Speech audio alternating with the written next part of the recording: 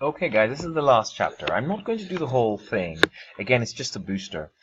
What we're saying here is that we've come to the end, and we can use, if you like, a spreadsheet to keep track of what we're doing. And so, how this really starts off is saying, well, we hope we have an opening trial balance,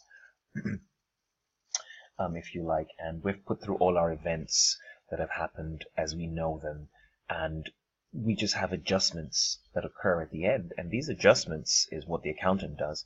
So because we understand our double entry, if we have our trial balance at the end of the year based on, if you like, everything that we know so far that has come through the subsidiary books, we can kind of just put through those adjustments in another kind of debit and credit column, pretty much. So you still have to do the working of what those adjustments are. And by putting those adjustments through, we're saying that we can then go forward just by adding in or subtracting, depending on if it's an accrual or prepayment. We can just then put the final answer where it should be, either in the statement of profit or loss or in the statement of financial position. And it really is, I like it because it's just helping you realize that actually the debit and credit story happens right through everything. We're just extending everything. So for example, I'm just going to do a couple. So for example, capital. If your capital, I mean, you know that's, I'm on page 346. I'm just using this as an example. Say 7-8. Pause this. Make sure you're in the chapter page, say page 346 of your textbook. So, I mean, let's just even argue that you had brought in, say for example, this is what you had. Bank, I don't know. I'm just going to put right now, bank is, I'm just being random. Bank has maybe say 10,000 in there. Remember, this is a trial balance, so there are other figures. Say, for example, during the year, it said that, oh, some more money was put into the business of, and you hadn't reported it yet, of 10,000 or say 5,000. Well, it's going to be debit bank and credit capital 5,000. So you see adjustments. We're just putting through all the adjustments at the end of the year. So for example, you have a non-current asset of 10,000. And you have accumulated depreciation of 7. And it says that, oh, during the year that, oh, depreciation was, say depreciation was 1,000.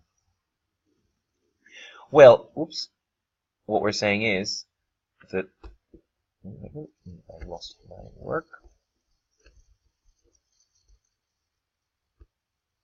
So what we're saying is, well, depreciation, we have a depreciation expense under our adjustments. It's a debit, it's an expense of 1,000. And then I have this accumulated depreciation. And I know this 7 and this 1 are going to get added together. If I was doing a T account, this is kind of like a tabular form of a T account. I'll do my 7 plus 1 and I'll have 8, right? And I'll just move that 8 all the way to my statement of financial position. It's going to be there under 8, in my, it's not going to come to my income statement. This 1,000, of course, will come into my income statement, 1,000, right?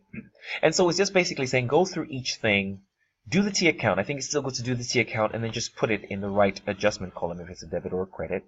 And then it's going to feed through. If it's income or expense, all I's and E's will come in here. Now, all your I's are going to be here and all your E's are going to be here. And then you have a difference because I minus E, right? And that I minus E is profit. If your I's are greater than E's, you have a difference here, right? And then you'll make a column for that, of course, and that's profit. And of course, that profit gets added on to the capital at the end. So I know I've done this quite roughly, but you need to do a question. As you're doing a question, it's just a guide to show you, okay, I see exactly what's going on. Do your T accounting. You have these, your closing trial balance, so to speak. When I say closing, of opening plus everything that's gone through naturally. And then, of course, you will have all the adjustments that you're given at the end of the year, and you have to do them. It might be you reducing an expense, you increasing an expense. Everything we've done so far will go through the adjustments.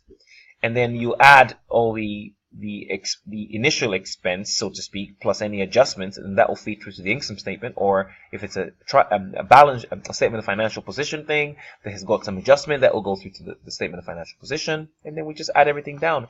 Difference between I and E is profit, and that also, of course, because remember the whole idea of A is equal to C plus L, because when we have I, we have E, I minus E will give us profit, and that profit gets added back onto the capital. And that's kind of a nice way to kind of see how things are going on constantly, as opposed to just looking at T accounts alone.